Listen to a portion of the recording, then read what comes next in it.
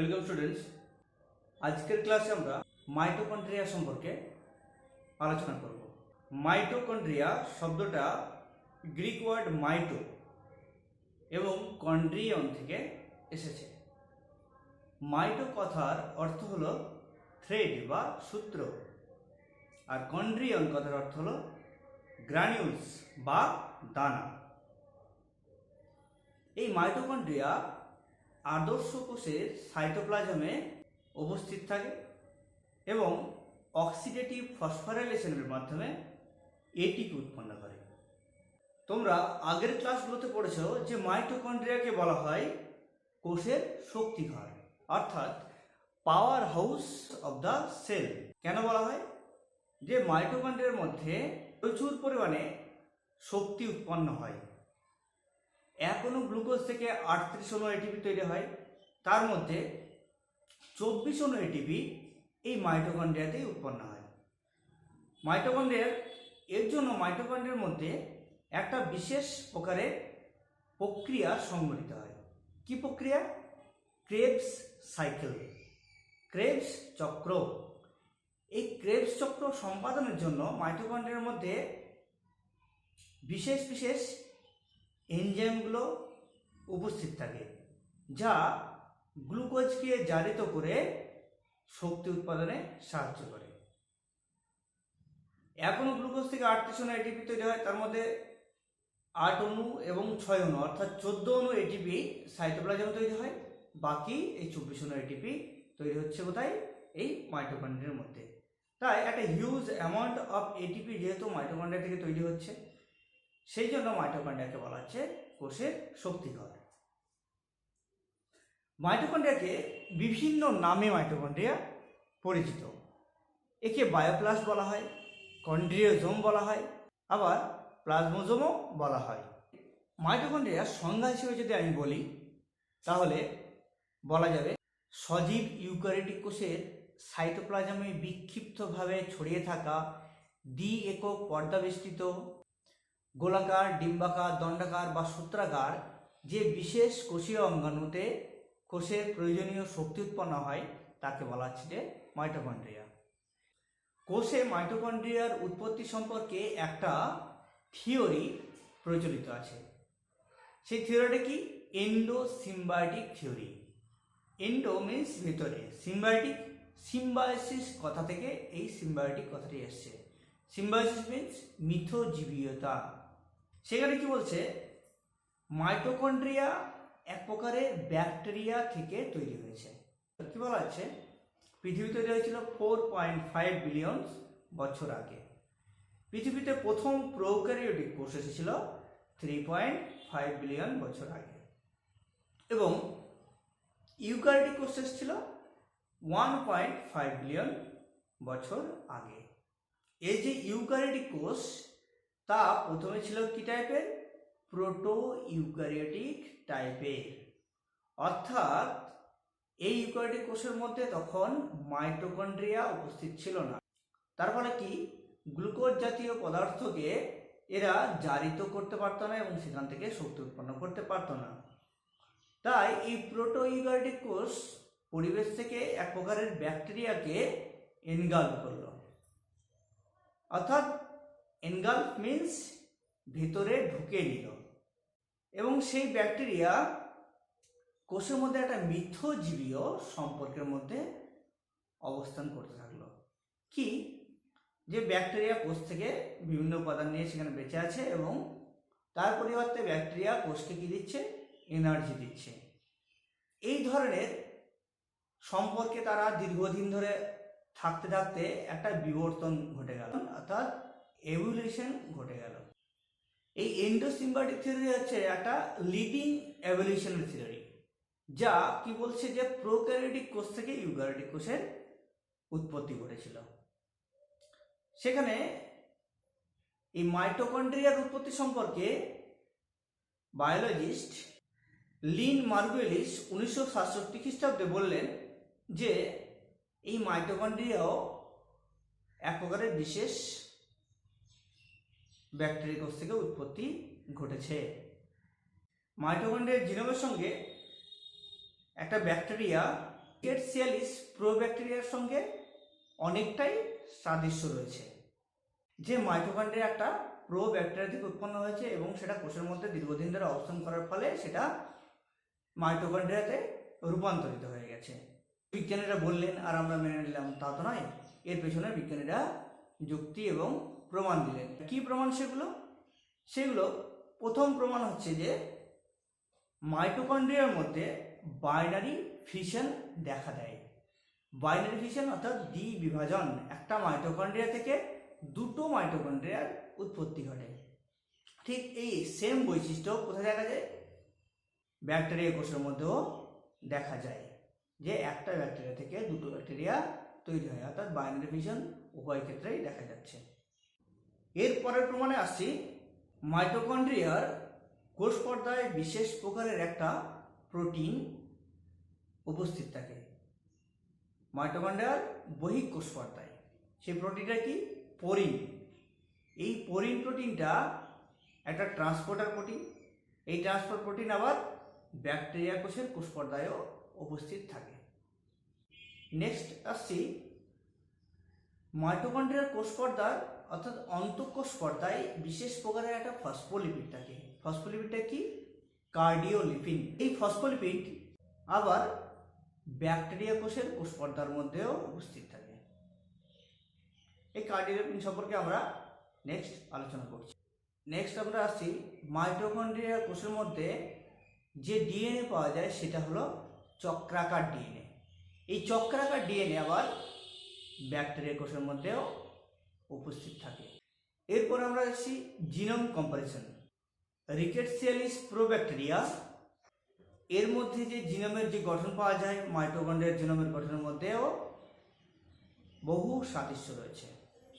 Next আমরা আসছি মাইটোকন্ড্রিয়ার মধ্যে যে রাইবোজোম, সেই রাইবোজোম কি প্রকারের? 70S টাইপের রাইবোজোম। এই রাইবোজোম আবার ব্যাকটেরিয়া কোষের মধ্যেও উপস্থিত থাকে। এই সমস্ত প্রমাণ থেকে বিজ্ঞানীরা সহজেই বলতে পারছেন যে মাইটোকন্ড্রিয়া আসলে ব্যাকটেরিয়া কোষ থেকেই উদ্ভূত হয়েছে। এই ব্যাকটেরিয়া কোষের মধ্যে প্রবেশ করেছে এবং বহু বছর ধরে বিবর্তনের ফলে তা কোষের মধ্যে থেকে গেছে এবং নতুন বৈশিষ্ট্য লাভ করে তা মাইটোকন্ড্রিয়ায় পরিবর্তিত হয়েছে। তাহলে এই থিওরি হচ্ছে যে এন্ডোসিম্বায়োটিক থিওরি। তাহলে এখানে আমরা নতুন একটা তথ্য পেলাম, যেখানে আমরা জানতে পারলাম যে কোষের মধ্যে মাইটোকন্ড্রিয়ার কিভাবে উৎপত্তি হলো।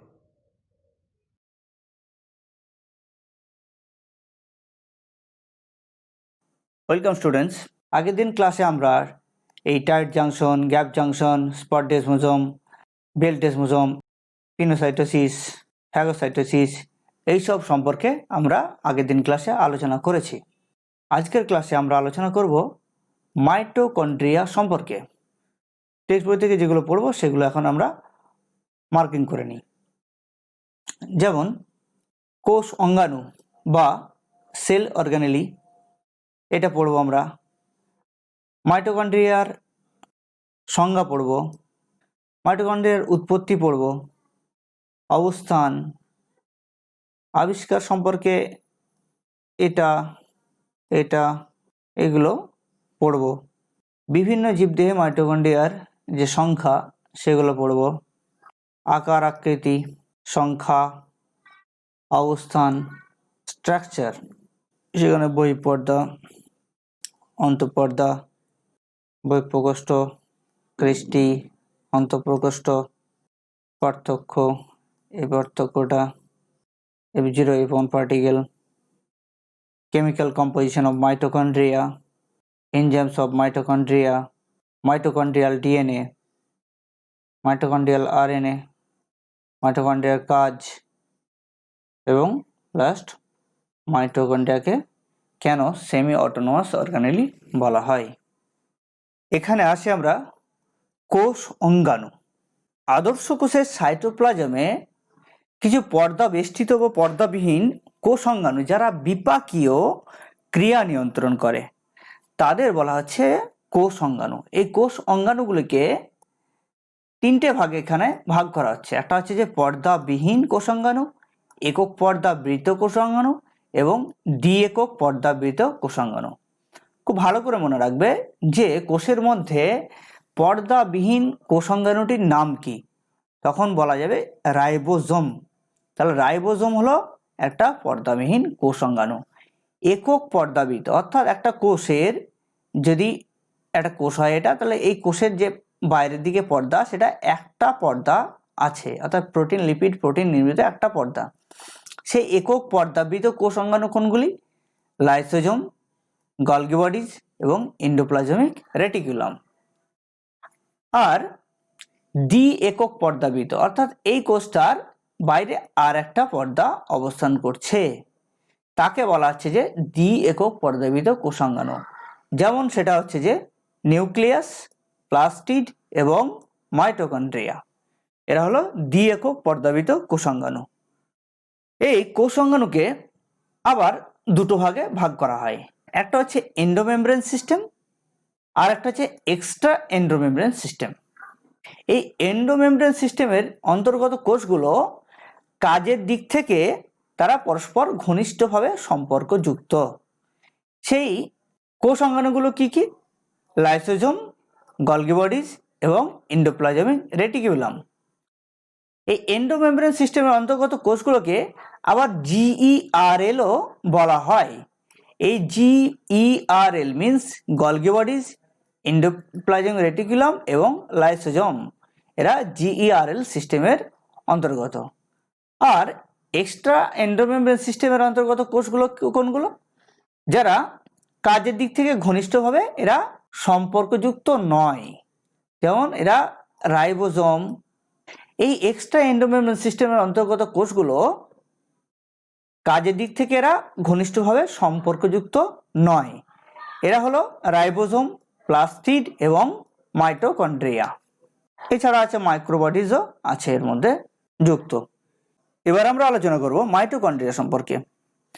এই মাইটোকন্ড্রিয়া হলো বায়ুজীবী আদর্শ কোষের একটি বিশেষ অঙ্গাণু, যারা অক্সিডেটিভ ফসফোরাইলেশনের মাধ্যমে কোষে এটিপি উৎপন্ন করে। এটিপি, অ্যাডিনোসিন ট্রাইফসফেট উৎপন্ন করে। আগের ক্লাসে মাইটোকন্ড্রিয়া সম্পর্কে পড়ে এসেছো। তোমরা জানো যে মাইটোকন্ড্রিয়াকে বলা হয় power house of the cell, অর্থাৎ কোষের শক্তি ঘর। শক্তিটা কি? এই শক্তিটা হলো এই এটিপি হলো শক্তি। আমি এই যে কথা বলছি, তোমরা যে কথা বলছো, হাসছো, শুনছো, এই যে ব্যাপার, এই জন্য আমাদের দেহে শক্তির প্রয়োজন হয়। সেই শক্তিটা কি হলো? সেটা এটিপি। এই মাইটোকন্ড্রিয়া প্রায় 24 অণু এটিপি তৈরি করে। এক অণু গ্লুকোজ থেকে 24 অণু এটিপি এই মাইটোকন্ড্রিয়া তৈরি করে। এক অণু গ্লুকোজ থেকে তৈরি হয় কত? 38 অণু। এই মাইটোকন্ড্রিয়ার মাইটো কথাটা, অর্থাৎ এই মাইটো কথাটা হচ্ছে গিয়ে গ্রিক ওয়ার্ড। সেই গ্রিক ওয়ার্ড মাইটো কথার অর্থ হচ্ছে যে থ্রেড, বা বাংলাতে বলা হচ্ছে যে সূত্র, সুতো। আর গ্রিক ওয়ার্ড কন্ড্রিয়ন, কন্ড্রিয়ন মিন্স হচ্ছে যে গ্রেন বা দানা, অর্থাৎ সুতোর মতো দানা বিশিষ্ট অঙ্গাণুটাকেই বলা হচ্ছে যে মাইটোকন্ড্রিয়া। মাইটোকন্ড্রিয়ার আকার সম্পর্কে যদি বলা যায়, মাইটোকন্ড্রিয়ার আকার গোলাকারও হয়, আবার ডিম্বাকারও হয়, দণ্ডাকারও হয়, আবার সুতোর মতো বা সূত্রাকারও হয়। মাইটোকন্ড্রিয়া বিভিন্ন নামে পরিচিত। একে বায়োপ্লাস্ট বলা হয়, কন্ড্রিওজোম বলা হয়, আবার প্লাজমোজোমও বলা হয়।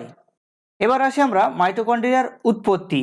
কোষের মধ্যে মাইটোকন্ড্রিয়া, একটা মাইটোকন্ড্রিয়া থেকে আরেকটা মাইটোকন্ড্রিয়ার উৎপত্তি ঘটে দ্বিবিভাজন পদ্ধতি, বাইনারি ফিশনের মাধ্যমে দুটো মাইটোকন্ড্রিয়া উৎপন্ন হয়। আবার মাইটোকন্ড্রিয়া কোষের কোষ পর্দা এবং নিউক্লিয় পর্দা থেকে উৎপন্ন হয়। মাইটোকন্ড্রিয়ার আবিষ্কার সম্পর্কে বলতে হয়, বিজ্ঞানী কলিকার 1880 খ্রিস্টাব্দে পতঙ্গের পেশি কোষে, মাসল সেলে প্রথম মাইটোকন্ড্রিয়ার উপস্থিতি পর্যবেক্ষণ করেন। বিজ্ঞানী ফ্লেমিং 1882 খ্রিস্টাব্দে মাইটোকন্ড্রিয়াকে ফাইলা নামে অভিহিত করেছিলেন। বিজ্ঞানী ওয়াল্টম্যান মাইটোকন্ড্রিয়াকে বায়োপ্লাস্ট বলেছিলেন এবং বেন্ডা 1898 খ্রিস্টাব্দে মাইটোকন্ড্রিয়ার নামকরণ করেন। এই মাইটোকন্ড্রিয়ার নেমিং যে ব্যাপারটা, সেটা বেন্ডা 1892 খ্রিস্টাব্দে করেছিলেন। এটা অবশ্যই মনে রাখবে। মাইটোকন্ড্রিয়ার অবস্থান। প্রোক্যারিওটিক কোষ অর্থাৎ আদিকোষ এবং স্তন্যপায়ীদের পরিণত লোহিত কণিকায় অর্থাৎ ম্যাচিওর্ড আরবিসির মধ্যে মাইটোকন্ড্রিয়া থাকে না। শুধুমাত্র আদর্শ কোষ অর্থাৎ আদর্শ উদ্ভিদ কোষ এবং আদর্শ প্রাণী কোষের সাইটোপ্লাজমে মাইটোকন্ড্রিয়া বিক্ষিপ্তভাবে অবস্থান করে। এবার আসি মাইটোকন্ড্রিয়ার সংখ্যা। মাইটোকন্ড্রিয়ার সংখ্যা যদি বলা যায় যে সমস্ত সজীব কোষে এর সংখ্যা বিভিন্ন হয়। যেমন ইস্টের কোষে মাইটোকন্ড্রিয়ার সংখ্যা হয় 10-এর কম। যকৃৎ কোষে মাইটোকন্ড্রিয়ার সংখ্যা 1000 থেকে 1600 পর্যন্ত হতে পারে। উসাইট সেখানে প্রায় 30,000 পর্যন্ত মাইটোকন্ড্রিয়া থাকে। বৃক্কের কোষে প্রায় 300 থেকে 400 মাইটোকন্ড্রিয়া থাকে এবং শুক্রাণু বা স্পার্মের মধ্যে প্রায় 20 মাইটোকন্ড্রিয়া থাকে। মাইটোকন্ড্রিয়ার আকার সম্পর্কে আগেই বলেছি যে মাইটোকন্ড্রিয়া গোলাকার, ডিম্বাকার, দণ্ডাকার বা সূত্রাকার। মাইটোকন্ড্রিয়ার আয়তন। মাইটোকন্ড্রিয়ার দৈর্ঘ্যে 1.5 মাইক্রোমিটার থেকে 10 মাইক্রোমিটার এবং প্রস্থে 0.5 মাইক্রোমিটার থেকে 1 মাইক্রোমিটার পর্যন্ত হয়। এবার আসবো আমরা মাইটোকন্ড্রিয়ার স্ট্রাকচার, আল্ট্রা স্ট্রাকচার। এইটা এইচএস পরীক্ষায় প্রায় আসে। 2015 সালে এসেছিল 11-এ এবং 2020-তেও 11-এর পরীক্ষায় এসেছিল যে মাইটোকন্ড্রিয়ার আল্ট্রা স্ট্রাকচার। সেক্ষেত্রে এখানে একটা মাইটোকন্ড্রিয়ার স্ট্রাকচার আমরা দেখতে পাচ্ছি। এটা একটা যদি সম্পূর্ণ একটা মাইটোকন্ড্রিয়া হয় যেটাকে দুভাগে ভাগ করা হয়েছে, আর এখানে হাফ মাইটোকন্ড্রিয়া দেখানো হয়েছে।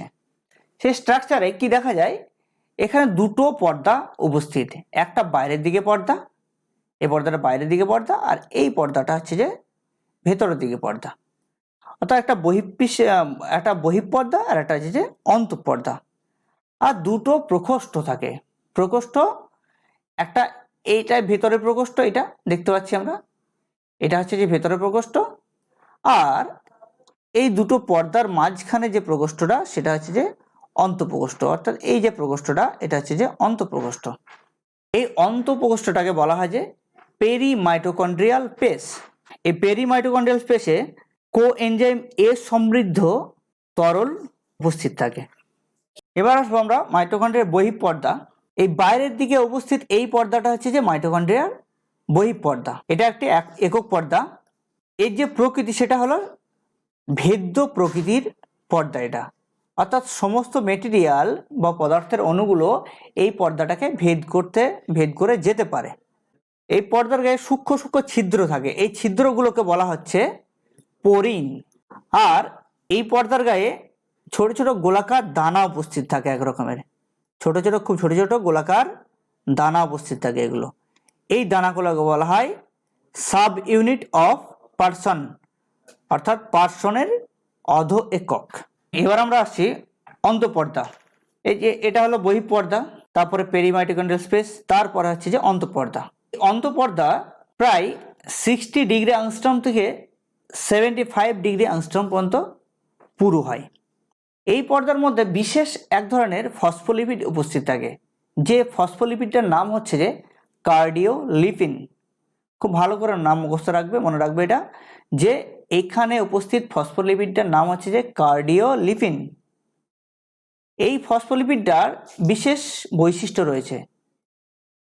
এই ফসফোলিপিডের 3টে পোলার হেড উপস্থিত থাকে এবং এখানে 4টে ফ্যাটি অ্যাসিড থাকে। আমরা কোষ পর্দায় যখন ফসফোলিপিড দেখেছিলাম তখন একটা ফসফোলিপিডের পোলার হেড এবং তার সঙ্গে এক জোড়া ফ্যাটি অ্যাসিড যুক্ত ছিল, কিন্তু এখানে 2 জোড়া ফ্যাটি অ্যাসিড চেন এখানে উপস্থিত থাকে এবং 3টে পোলার হেড উপস্থিত থাকে।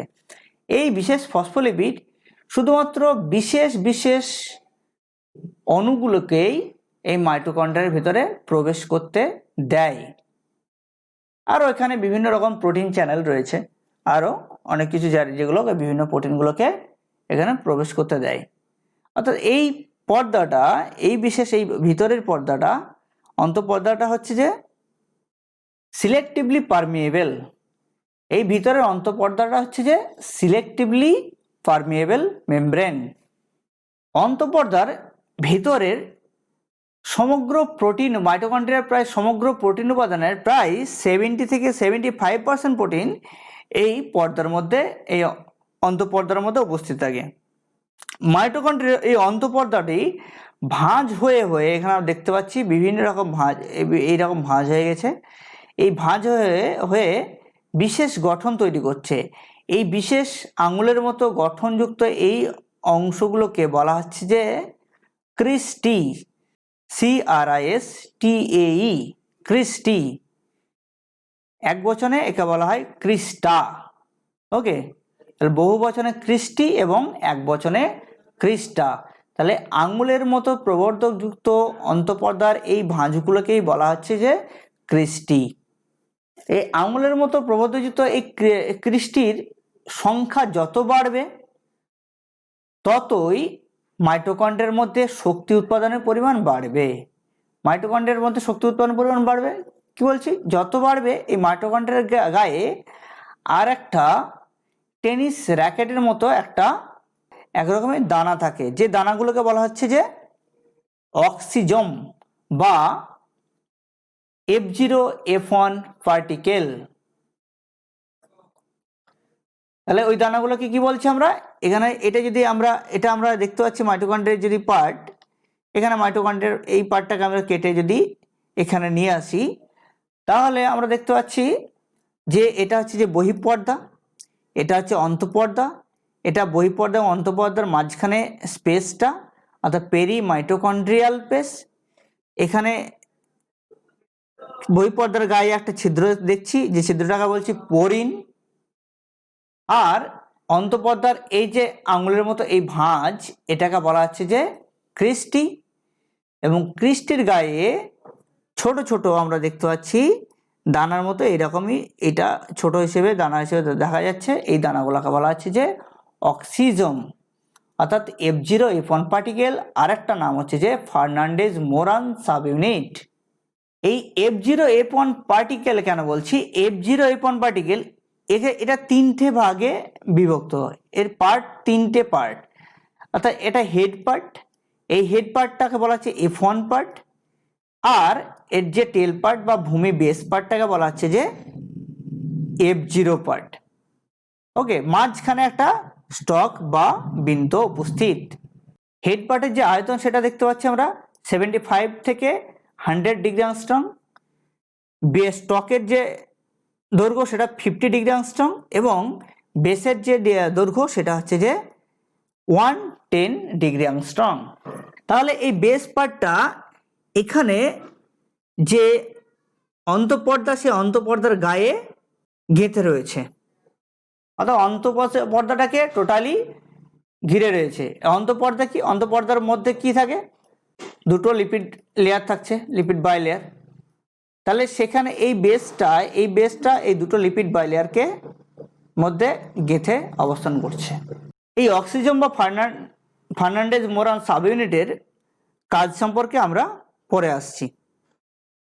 তাহলে আমরা এখানে দেখতে পাচ্ছি যে এইটা হচ্ছে যে বহিঃপ্রকোষ্ঠ, যেটা অন্তঃপর্দা এবং বহিঃপর্দার মাঝে অবস্থান করছে। এই বহিঃপ্রকোষ্ঠটাকে আবার বলা হয় যে পেরি মাইটোকন্ড্রিয়াল স্পেস। এই স্থানের মাপ হলো 60 ডিগ্রি অ্যাংস্ট্রম থেকে 100 ডিগ্রি অ্যাংস্ট্রম পর্যন্ত। আর অন্তঃপর্দার মাঝখানে এই স্পেসটাকে বলা হচ্ছে যে অন্তঃপ্রকোষ্ঠ বা ইনার চেম্বার। এই ইনার চেম্বারের মধ্যে অর্ধতরল পদার্থ উপস্থিত থাকে, একে বলা হচ্ছে যে ম্যাট্রিক্স। এই ম্যাট্রিক্সের মধ্যে প্রোটিন দানা, রাইবোসোম দানা, RNA, DNA, calcium, phosphate, oxalate এই সমস্ত কিছু উপস্থিত থাকে। এখানে আমরা দেখতে পাচ্ছি অক্সিজম বা F0F1 পার্টিকেল। এই F0F1 পার্টিকেলকে ATPaseও বলা হয়।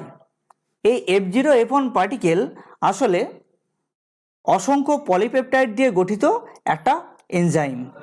এই F1 এর হেড পার্টটাতে প্রায় 5 রকমের পলিপেপটাইড থাকে, যেগুলো হচ্ছে যে 3টে আলফা পলিপেপটাইড, 3টে বিটা পলিপেপটাইড এবং একটি করে ডেল্টা, গামা এবং এপসাইলন পলিপেপটাইড থাকে। আর এই F0 পার্টে একটি A পলিপেপটাইড, 2টি B পলিপেপটাইড এবং 12টা C পলিপেপটাইড থাকে। ইলেকট্রন ট্রান্সপোর্ট সিস্টেমে এটা যদি মাইটোকন্ড্রিয়ার একটা সিম্পল গঠন হয় তাহলে এটা দেখছি আমরা ম্যাট্রিক্স পার্ট, এটা ক্রিস্টি, এটা হচ্ছে যে অক্সিজোম, এবং এটা বহিঃপর্দা, এটা পেরিমাইটোকন্ড্রিয়াল স্পেস, এবং এটা হচ্ছে যে বহিঃপর্দা। সেক্ষেত্রে ইলেকট্রন ট্রান্সপোর্ট সিস্টেমে কী হয়, এই যে অক্সিজমের যে বেস প্রান্ত, সেই বেস প্রান্তে ইলেকট্রন পরিবহনের জন্য ট্রান্সপোর্টার থাকে। এখানে ইলেকট্রন ট্রান্সপোর্টার এখানে উপস্থিত থাকে। এই ইলেকট্রন ট্রান্সপোর্টারের মাধ্যমে ম্যাট্রিক্স থেকে প্রোটন বাইরের দিকে যায়, অর্থাৎ এই যে পেরিমাইটোকন্ড্রিয়াল স্পেসে পজিটিভ আয়নের সংখ্যা বাড়তে থাকে এবং এই ভিতরের দিকে নেগেটিভ আয়নের সংখ্যা বাড়তে থাকে। এর ফলে একটা ইলেকট্রিক্যাল ডিসব্যালেন্স তৈরি হয়, যেটা হচ্ছে যে বাইরের দিকে পজিটিভ বেশি, ভেতর দিকে নেগেটিভ বেশি। তার ফলে কি হয়, হাইড্রোজেন আয়ন এই ভেতরের দিকে প্রবেশ করতে থাকে। হাইড্রোজেন আয়ন ভেতরের দিকে প্রবেশ করতে থাকে। এই যে প্রবেশটাকে এটা বলা হচ্ছে অভিস্রবণ বলা হয়েছে। আর বিজ্ঞানী পিটার মিচেল এই অভিস্রবণটাকে বলেছেন যে কেমি অসমোসিস, অর্থাৎ উচ্চ ঘনত্ব থেকে হাইড্রোজেন আয়ন নিম্ন ঘনত্বে চলে যাচ্ছে।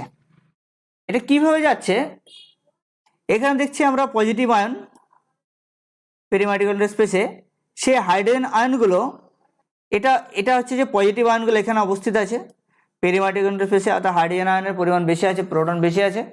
সেই হাইড্রোজেন আয়ন এই অক্সিজম বা F0 পার্টিকেলের বেসকে ভেদ করে ঢুকে যাচ্ছে কোথায়, ইনার মাইটোকন্ড্রিয়াল স্পেস বা মাইটোকন্ড্রিয়াল ম্যাট্রিক্সের মধ্যে বা ইনার চেম্বারের মধ্যে সে হাইড্রোজেন আয়ন ঢুকছে।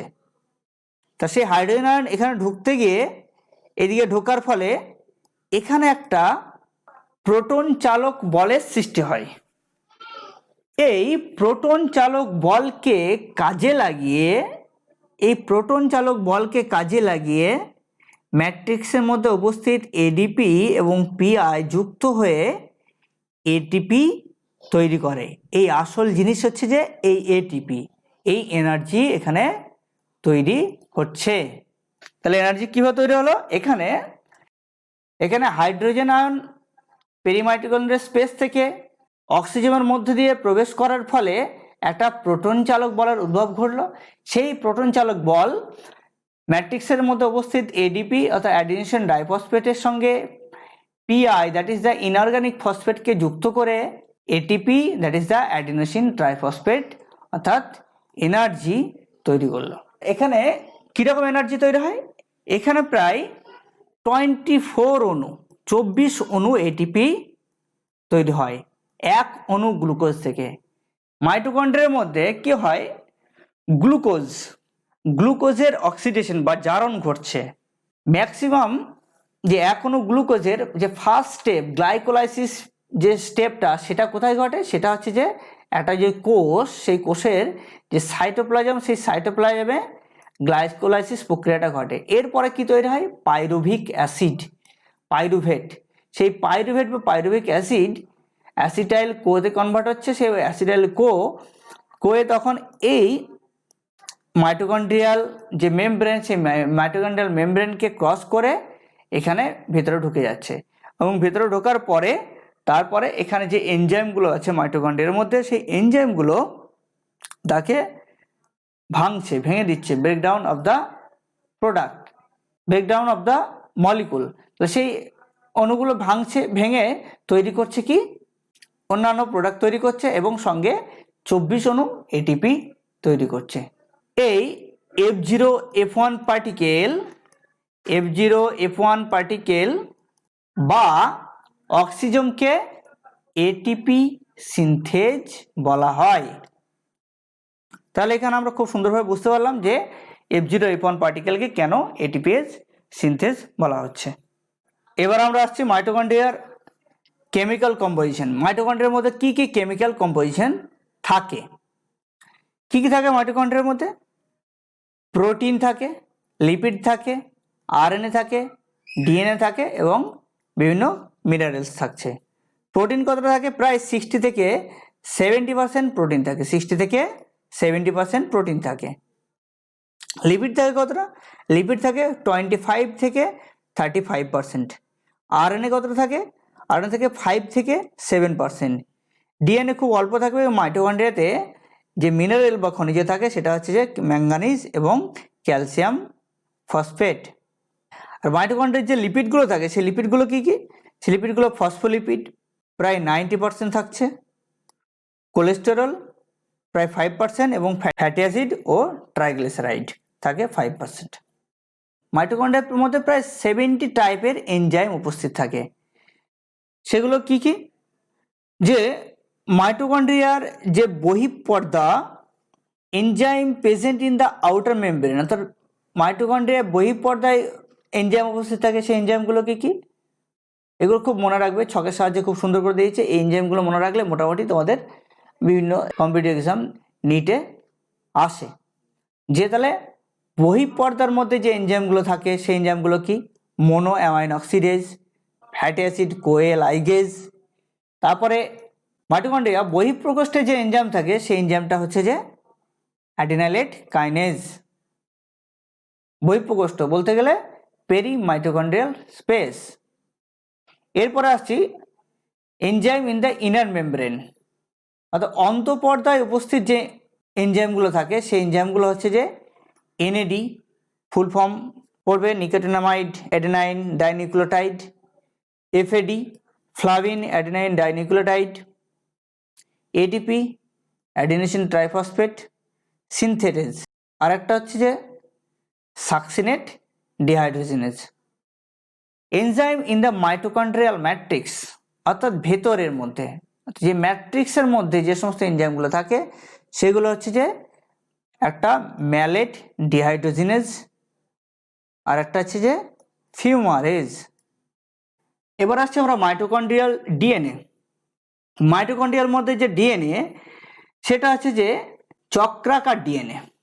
বিজ্ঞানী সিলভান ন্যাশ এবং মার্গিট 1963 খ্রিস্টাব্দে মাইটোকন্ড্রিয়ার ধাত্রে প্রথম ডিএনএ অণুর সন্ধান পান। এই ডিএনএ প্রোক্যারিওটিক কোষে যেরকম ডিএনএ থাকে, অর্থাৎ ব্যাকটেরিয়াল কোষে যে চক্রাকার গোলাকার যে ডিএনএ থাকে সেই চক্রাকার ডিএনএর মতো এই ডিএনএ। এবার লাস্ট আমরা আসছি মাইটোকন্ড্রিয়াকে সেমি অটোনোমাস অর্গানেলি কেন বলা হয়? খুব ইম্পর্টেন্ট কোশ্চেন এটা আসে। সেমি অটোনোমাস অর্গানেলি, আরেকটা সেমি অটোনোমাস অর্গানেলি হচ্ছে যে ক্লোরোপ্লাস্টিড, তার মধ্যে বিশেষ বৈশিষ্ট্য উপস্থিত থাকে। তো এখানে আমরা মাইটোকন্ড্রিয়াকে কেন সেমি অটোনোমাস অর্গানেলি বলা হয় সেটা আমরা জানব। সেমি অটোনোমাস বাংলায় যদি বলা হয় সেটা অর্ধ স্বনির্ভরশীল অঙ্গাণু, কারণ এর মধ্যে মাইটোকন্ড্রিয়ার মধ্যে একটা গোলাকার দ্বিতন্ত্রী ডিএনএ বর্তমান থাকে। একে বলা হয় মাইটোকন্ড্রিয়াল ডিএনএ বা এমটি ডিএনএ।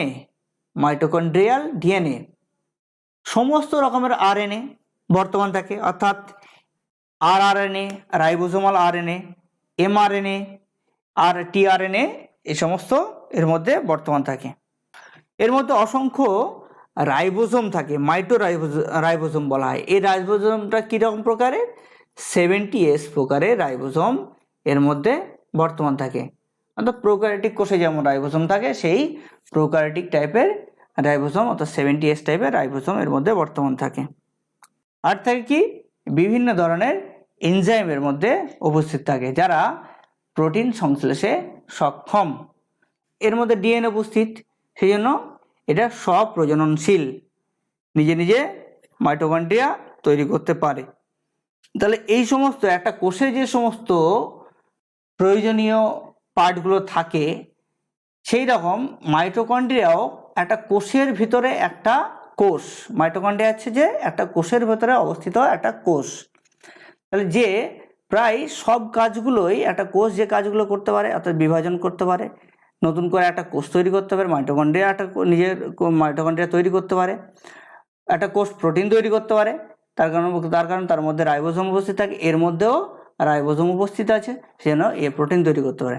তাহলে মেন যে কাজ কোষের মধ্যে হয় সেই মেন কাজগুলো এই মাইটোকন্ড্রিয়াও নিজে নিজে সম্পন্ন করতে পারে প্রায়, তাই সম্পূর্ণরূপে নয়, তাই প্রায়। সেই জন্য এটাকে বলা হচ্ছে যে সেমি অটোনোমাস অর্গানেলি বা অর্ধ স্বনির্ভরশীল অঙ্গাণু।